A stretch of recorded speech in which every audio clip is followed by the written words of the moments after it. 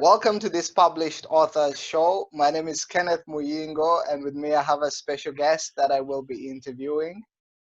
First, I just want to mention, if you watch this interview and you would like to write a book yourself, to become an author and write your first book, there's a link with the interview for you to join the group, become an author and write your first book, to connect with like-minded people who are doing the same. And with that said, I would like to get into the interview by asking my guest to say hello to our viewers and listeners and to introduce himself. Yes, thanks for that, Kenneth. Indeed, my name is Arne Doornebal. I live in the village of Zaandijk in the Netherlands, but I used to live in Uganda for about 7 years. And it's actually already, again, 7 years back since I lived in Uganda. But finally, 2020 was a year in which suddenly I had a lot of extra time in my agenda. And I finally managed to write a book about Uganda. Wow. It's in Dutch, it's called Uganda under President Museveni. Basically, Uganda under the leadership of President Museveni. Amazing. And you wrote this book in 2020.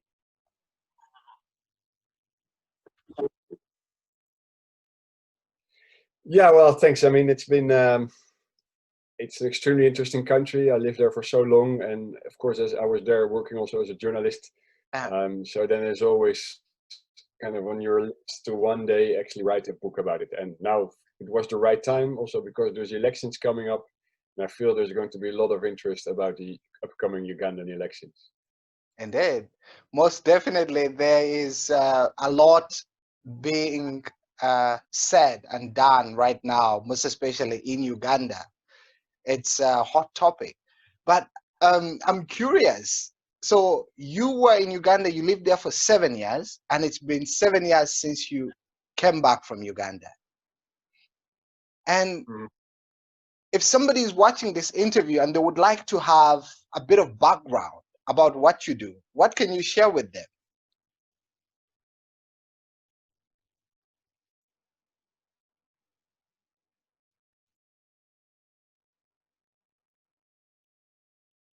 Yeah, so you asked me for a bit of background, kindly, the background of the country, you mean? No, just your background. Yeah, okay. What you do. If somebody would like to know more about Arne Doornebal, what can you share with them?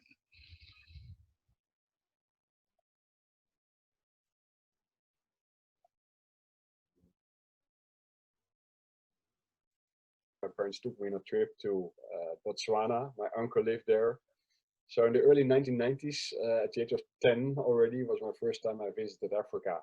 Because it was super impressive. We're talking 1993. As a family from the north of the land, we traveled all the way to southern Africa. At that time, it was actually special. It was the first in my class to fly. Nowadays, it's normal children that age fly. These days, it was really special. And so we went to tour around Zimbabwe, saw the Victoria Falls and a lot of places. And already it made such a huge impression that I've really always wanted to go back. Basically, we went back once the year after, but after that, I never went back until after finishing School of Journalism. And I said, now finally, I'm going to look for an opportunity to go to Uganda. So I searched the whole internet, like looking for places where I could volunteer. There's a lot of, places where you can go. You have to pay them a lot of money. I was like, what is this? I have to pay money and then I work for free. Until I found an NGO who said, well, you come with me. You only pay your own ticket, and you can do some volunteering with it. So eventually, that's how I. Wow, quite a journey. It's and then Africa is quite a special continent, and I'm curious. So when you went back after journalism, the decision was there sort of like a choice between where you could go for this volunteer work, or was it clear that you wanted to go to Uganda? No, actually, that was a bit of a coincidence. On the other hand, out of all the African countries, I said there's some kind of top 3 countries where volunteers go, and you know, it's Uganda, Kenya, or Ghana, Yeah. which are like really overwhelmed by massive amounts of bazungu or white volunteers who want to rescue the world, Yeah. and to go and, you know, to work, which I think is very useful. Of course, later I came to see that in a different light, because most of it doesn't really make a lot of sense. Yeah. Of course, the Ugandans themselves know much better, you know, how to build their own country than all those foreigners. But anyway, it was in that sense an experience. And but yeah, Uganda is one of the top hotspots for like what they call the do-gooders. The do-gooders. Yeah. It's I like that one. Thank you. So journalism, and then you go to Uganda.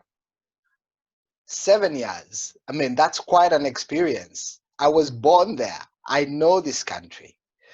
And then you come back and live here again, just normal life. And then 7 years later, Uganda under President Museveni. I'm curious, what inspired you to write this book? Well, I mean, of course, I knew, you know, these elections are going to come up in January, and of course, 2020 was a bizarre year where suddenly, because of COVID, I lost part of my job.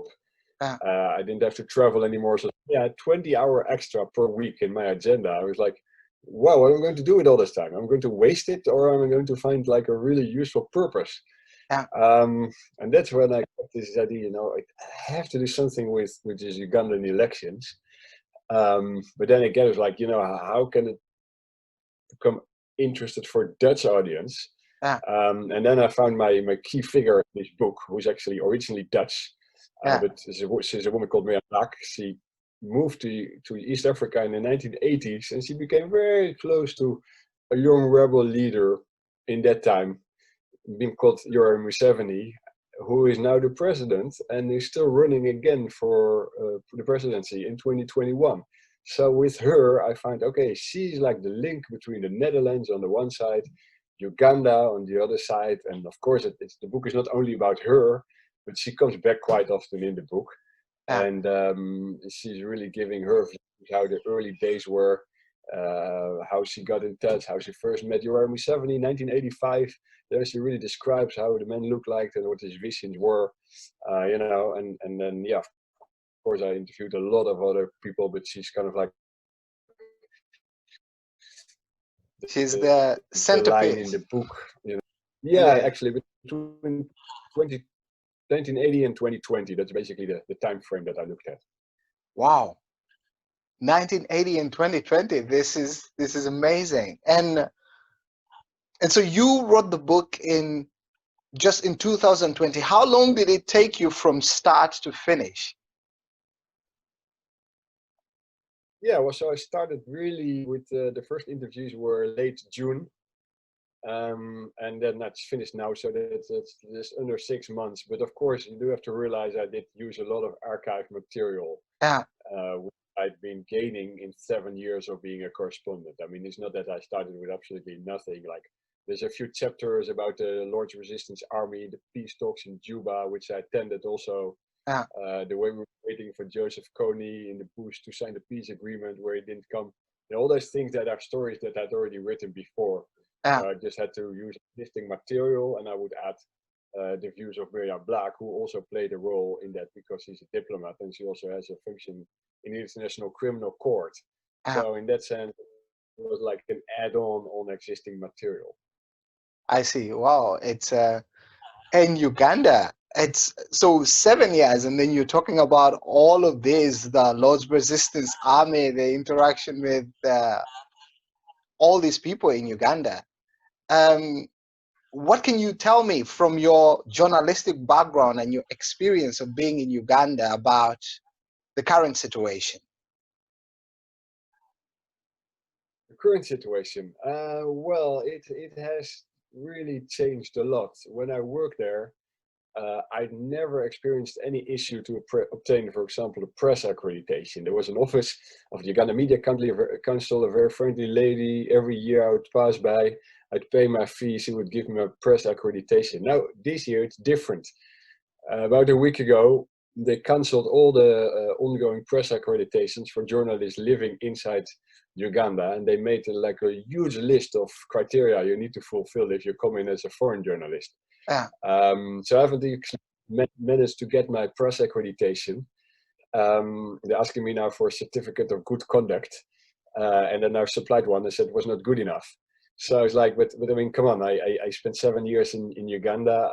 I've really reported on the. I just finished a book, and there's not enough for them to say, you know what, we trust you're a journalist, so you need to come over and do your reporting. So there seems to be a shift, which is very unfortunate. Of course, the tension is relatively high now. It's higher than it's ever been before since I started following Uganda.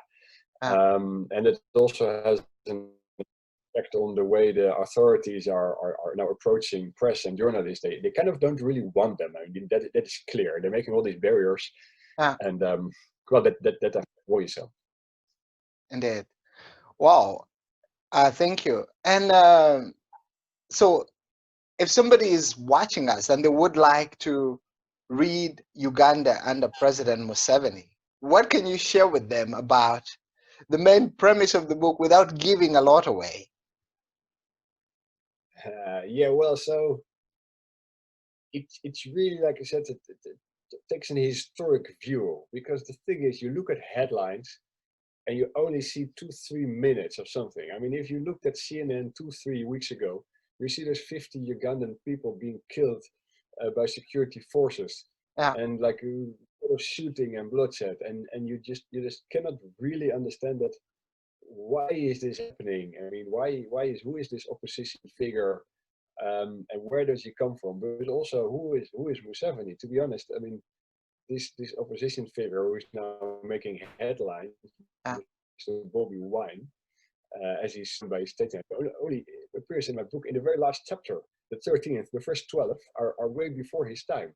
Well, the current leader started fighting against the dictatorship of Idi Amin in the 1970s, and then he continued like fighting another dictatorship of Milton Oboten in the 1980s for 5-6 years. They were fighting a war in the bush against those regimes, and then they took power, and then they stabilized the country, and now it's becoming a little bit destabilized again. But for us as outsider, we wonder that, hey, how is it possible? There are still people voting for the incumbent leader. Why?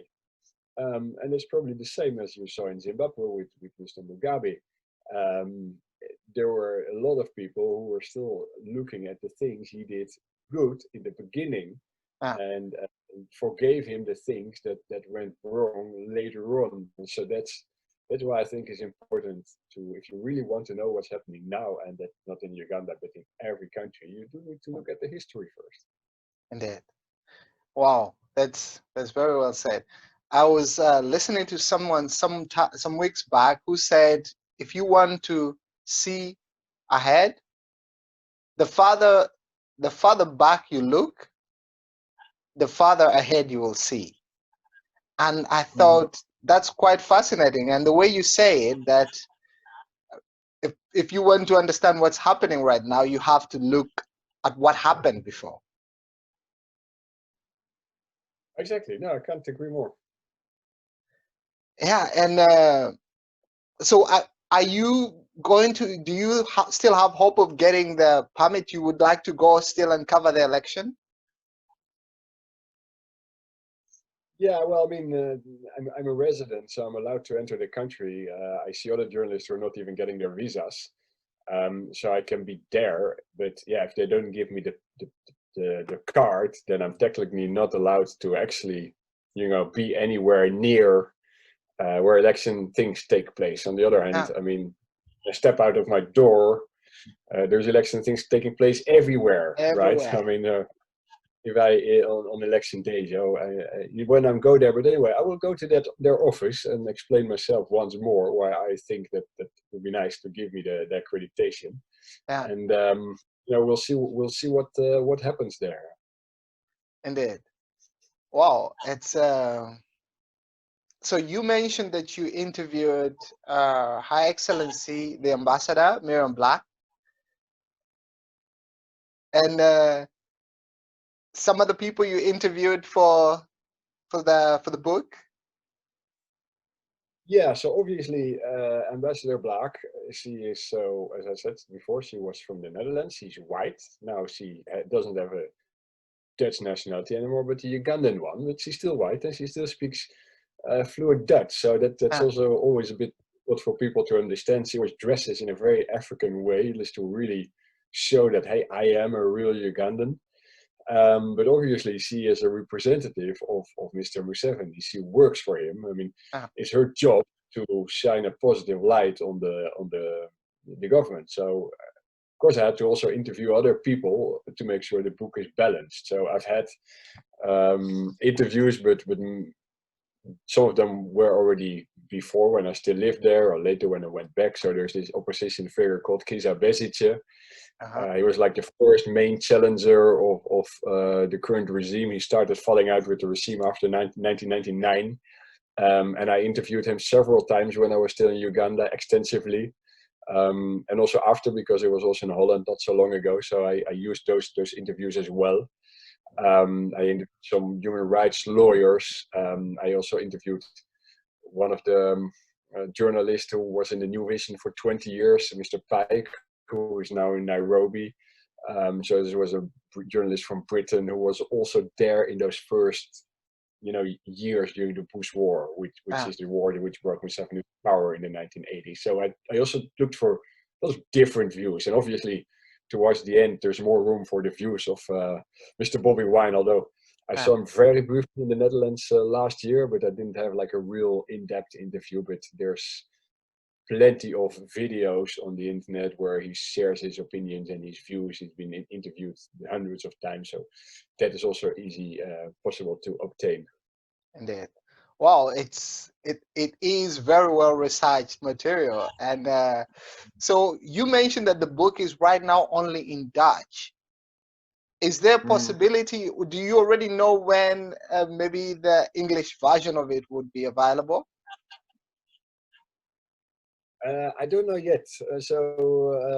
I'll first have to figure out where I can find a nice England-based or Ugandan-based publisher. Yeah, So maybe when I'm in Uganda in January, I can also spend some time to see what the possibilities are with the locals. Of course, you're right. This is about the Ugandan ambassador, so the Ugandans have the right to know who she is. yeah, So maybe I can find a Ugandan publishing house willing to print a version of the story, which is significantly different, of course, because this is a little bit Uganda for beginners, right? I also want people who are going on a holiday to Uganda to read it. So explaining what a boda boda is, and everybody in Uganda knows that's a motorcycle taxi.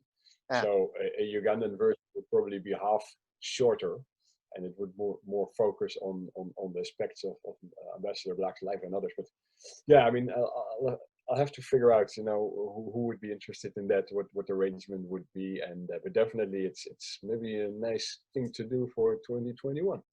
indeed. Wow, it's amazing. So if all goes well, you will be in Uganda for the election come January 14th.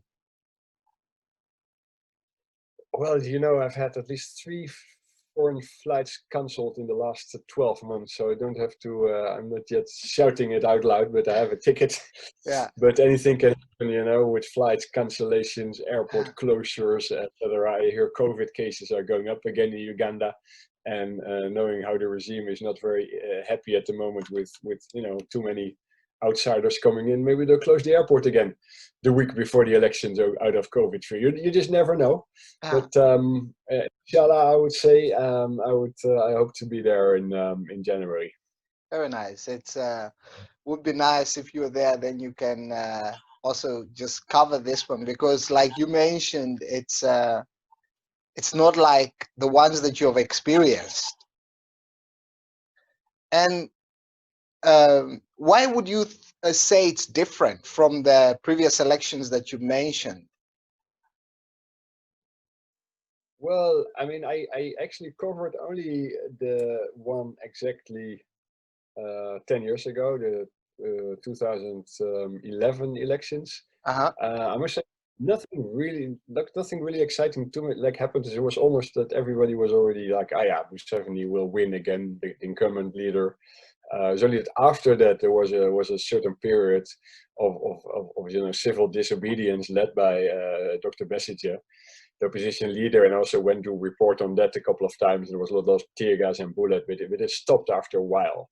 There Ah, was not this mass movement that's saying, hey, now it's maybe enough. But of course, what makes it different, this new opposition figure, this Bobby Wine, he's extremely popular among the youth, ah, and not all youth. I mean, there's definitely also a percentage that will not vote for. But if you look at the statistics, that 80% of the people is below the age of 40, ah, and out of that, that's a big percentage. And of course, if a lot of them are going to vote Mr. Bobby Wine, yeah, then it can still be difficult. Obviously, Museveni has a support in the elder generation and in the rural areas, which areas you don't hear a lot shouting on Facebook and Twitter. So it's also very difficult to get a real good picture. But it can be, more tight than ever.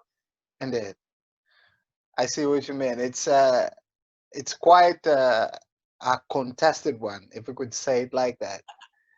And well, but if it would be nice if you're there, like I said. And so you published Uganda under President Museveni, and you were a journalist. That's your background, and you have done this in less than 6 months. Yes, you had the material. You had some material. You said you have done some research in the past, and you had already some background knowledge.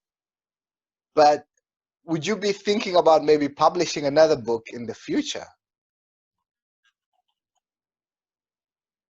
Yeah, well, I mean, never say never. Never say never. I mean, yeah, it was a good experience. I mean, why not? Yeah, most definitely. And where can people buy this book, Uganda under President Museveni? Yeah, so I wrote it together with a publishing house. It's called Elixir, ELIKSER .nl. They have their own website. That's like the main. I always like direct sales from the publisher because they invested also their time, etc., in me. And if it's bought from their website, yeah, of course they gain a little bit more, but it's also available on the bigger platform, the other online shops. Unfortunately, all the shops, the physical shops, are currently closed. Ah, But since it's a relatively niche market, I mean, I don't expect it immediately to end up in the stores on the big train station. There's always a small selection there of all the books that are out there. Maybe specialized travel shops.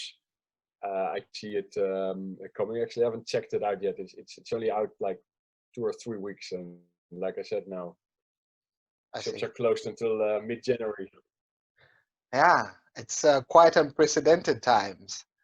And we will put the link for Alexa, you said, with the interview so Mhm. that people can access the link and buy the book. And if somebody watches this interview and they would like to contact you, what's the best way for them to reach you? Actually, I have my website. Is my own name, arnedoornebal.com, and my mobile number is on there. It's also on Twitter. Quite open to those things. So feel free to reach out or drop me an email. Very nice. We'll put that link to the website as well with the interview. And this was very inspiring. Thank you so much for making time for it, Anna. Is there anything else that you would like to share that we have not been able to address in the interview?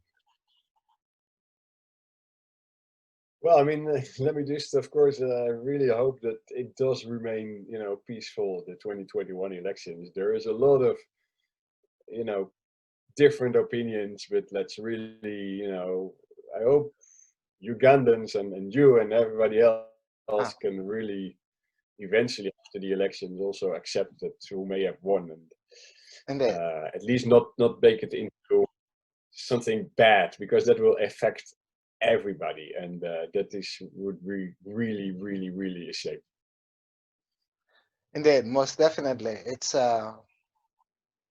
thank you so much, Anna. This was very nice, and I'm so glad we made time for it. Uh, My pleasure.